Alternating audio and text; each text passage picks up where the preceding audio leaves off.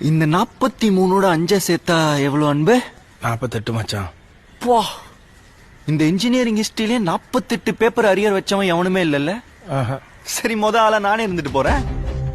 நீங்க சொல்ற கண்டிஷனுக்கெல்லாம் ஒத்துக்கிட்டு படிச்சு இந்த வீணா போன டிகிரியை வச்சு நான் ஒண்ணும் பண்ண போறது இல்ல. உங்க டிகிரிய நீங்களே வச்சுக்கோங்க.